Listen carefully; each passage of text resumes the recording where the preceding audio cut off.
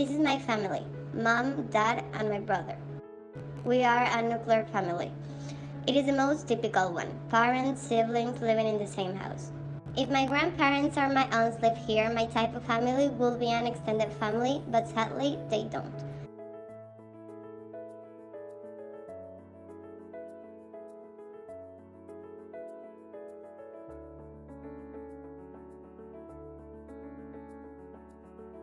Everyone in my house and all people in general belong to a social class.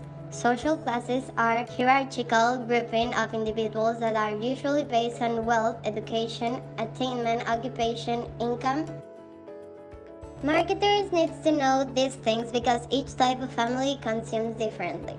Also, each social class has different needs, tastes, behaviors, educations, values, and incomes. So marketers need to create specialized strategies to each segment. Also, there is another factor that affects customer behavior: acculturation and intensity of ethnic identification. Customers who strongly identify with their ethnic groups and are less acculturated into the mainstream culture. It is more difficult to reach them, and a more powerful marketing strategy is needed. So before we start to analyze my family, we need to be able to identify their psychographics. That means personality, values, opinions, attitudes, interests, and lifestyles. It is important because marketers can use this to target advertising and products so they can market more accurately. But it is also has several limitations because those factors can constantly change. We also have to keep in mind the importance of the difference between gender and the sexual orientation. Gender: biological state of being male or female. Sexual orientation: person's preference towards certain behaviors. Masculine, feminine, androgynous.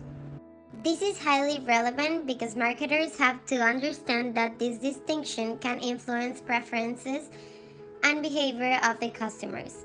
Also, advertising for people with different sexual orientation should also be made so that these people can also feel identified.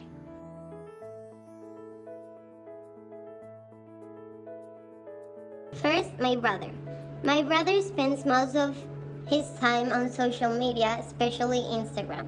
He follows influencers like Juan Pazurita and definitely has a social influence on him, from the content he chooses to watch to the product he buys.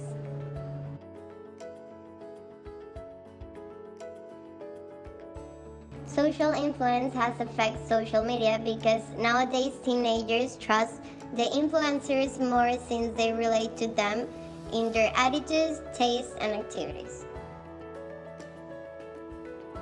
My mom loves shopping online, but she doesn't buy products from advertising. She is guided by the best advertising for her sisters. If my aunts tell her to buy a product, it doesn't matter if it has only 1 star on Amazon. She's going to buy it, and that is called word of mouth. People trust other people and the experiences they have. Consumers believe more in their family, friends, than the conventional advertising. So this is why word of mouth marketing is the most valuable source of marketing. My father. My dad buys too much golf clothes. Too much. The other day he complained to FedEx because they deliver his clothes order in another address. My dad was very angry because he thought the problem was not going to be solved. But FedEx knew the importance of the complaint. They resolved it quickly and my dad ended up happier than before. Now he is the first one to defend FedEx. Now he is a loyal customer. That's why it's so important, because it's often the make or break point when it comes to ensuing loyalty to your brand. Now I understand more why some companies adopted multicultural marketing rather than a single subculture. It is because even when there are subcultures, people have different attitudes, different behaviors, and tastes. That is why they prefer to go to a multicultural marketing and reach more people to take their chances with something smaller.